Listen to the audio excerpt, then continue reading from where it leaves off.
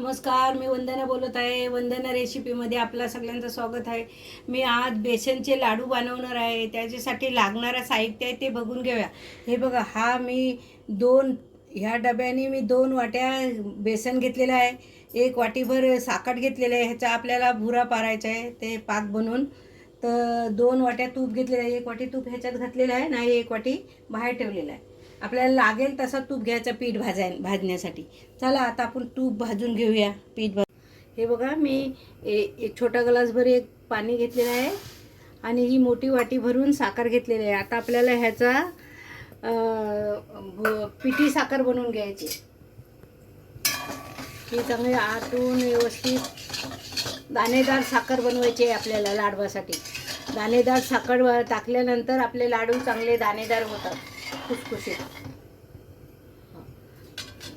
बघा, ह्याच्यात 1 वाटी तूप घातलेलं आहे. आपल्याला लागेल तसं पीठ घ्यायचं. पीठ भाजण्यासाठी तूप याला आता छानपैकी ब्राऊन कलर येतो, सर आपल्याला छान भाजून घ्यायचं आहे पिठाला लाडू बांधण्यासाठी.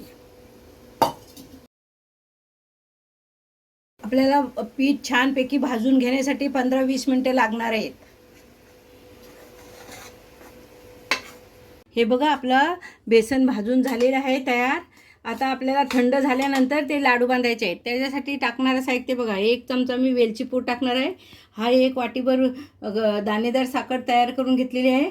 हे अर्धी वाटी कलिंगडीचे बिया घालणार आहे आणि अर्धी वाटी काजू आणि अर्धी वाटी मनुका.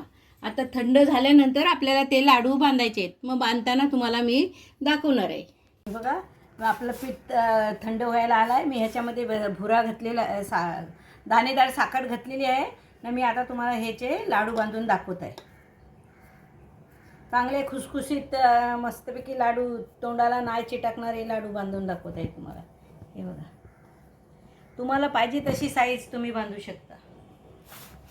हे बघा, तुम्हाला आपले लाडू बांधून तयार झालेले आहेत. तुम्हाला माझी रेसिपी आवडली तर माझ्या चॅनलला लाईक करा, सबस्क्राईब करा, बेल आयकॉनला क्लिक करा.